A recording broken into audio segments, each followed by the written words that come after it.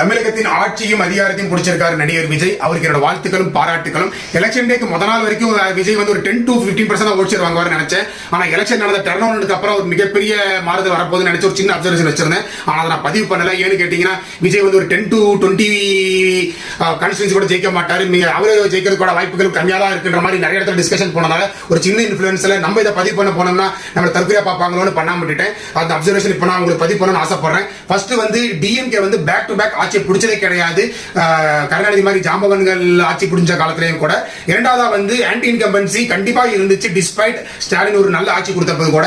மூணாவதா வந்து ஜெயலலிதா மாதிரி மிகப்பெரிய ஒரு பர்சனாலிட்டி வந்து ஏடிஎம்கே இல்லைன்றது மிகப்பெரிய ஒரு குறைவு.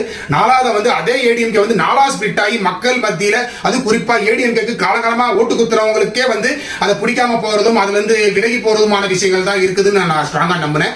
அஞ்சாவதா வந்து 18 இருந்து 45 வயசு முத ஓட்டு குத்துறவங்க இருந்து பிடிச்சி விஜய் பல வருஷமா பார்த்து ரசிச்சுட்டு வர அந்த 45 46 வயசுக்கு ஆளுங்க வரைக்குமே விஜய்க்கு கண்டிப்பான முறையில் ஓட்டு குத்துவாங்கன்னு நான் நம்பினேன்.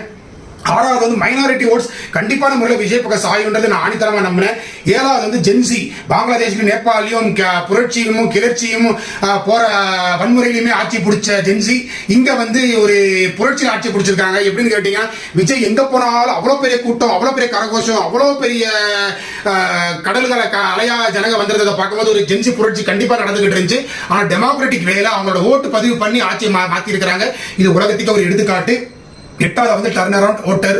ஏன்னு கேட்டீங்கன்னா ஓட்டு அதிகமாக விழுதுனாலே ஆளுங்கட்சிக்கு எதிரான ஒரு விஷயம் தான். ஒன்பதாவது வந்து பிராமின் ரெப்ரசன்டேஷன் எந்த கட்சிக்காரனும் கொடுக்காதது. அந்த சமுதாய மக்கள் கண்டிப்பான முறை இந்த பக்கம் ஓட்டு போடுவாங்க நம்புறேன். அடுத்ததா வந்து தமிழ் பேசாதவர்கள், திராவிட கொள்கையில் பெருசா உடன்பாடு இல்லாதவர்கள் கண்டிப்பா விஜய்க்கு ஓட்டு போடுவாங்க நம்புறேன். கடைசியா வந்து Prashant Kishor, the most important person.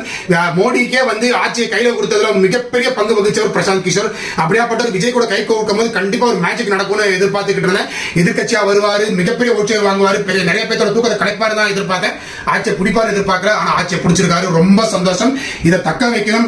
ரொம்ப திறன்பட ஆட்சியை நடத்தி எந்த ஒரு குழப்பங்களும் இல்லாம தமிழ்நாட்டை மேலும் மேலும் வளர்த்தணும். ஏன்னு கேட்டீங்கன்னா முத ஓட்டு குத்துறவங்களோட முதல் நம்பிக்கையும் நீங்க தான். இத்தனை வருஷமா ஓட்டு குத்தி ஏமாந்து நிக்கிற மக்களோட கடைசி நம்பிக்கையும் நீங்க தான். இந்த நம்பிக்கையை காப்பாத்திக்கீங்கன்னு நான் ஆண்டவரை வேண்டிக்கிறேன். விஜய் சார், உங்களுக்கு வாழ்த்துக்கள். கண்டிப்பான முறையில் மக்களுக்கு நல்லது செய்வீங்க நம்புறோம். நன்றி, வணக்கம். இன்னொரு விஷயம், இந்த கலர் காம்பினேஷன் ஆண் மக்களுக்கு ரொம்ப பிடிக்கும். எனக்கும் ரொம்ப பிடிக்கும். எனக்கு விஜய் ரொம்ப பிடிக்கும். அதனாலதான் இந்த கலர் போட்டு இந்த வீடியோ பதிவு பண்ணியிருக்கேன். முன்னாடி பண்ணணும்னு இருந்தேன். ஆனால் விஜய் கட்சியை பிடிக்குமான்னு கேட்டீங்கன்னா இதுக்கு மேல அவங்க செயல்படுற விஷயத்தை வச்சுதான் அவங்க கட்சி பிடிக்குமான்றது. நான் எப்பவுமே காமன் மேன், எந்த கட்சியோட பிளாஸையும் எடுத்து சொல்லக்கூடிய ஒரு அப்சர்வேட்டர். அவ்வளவுதான். நன்றி, வணக்கம்.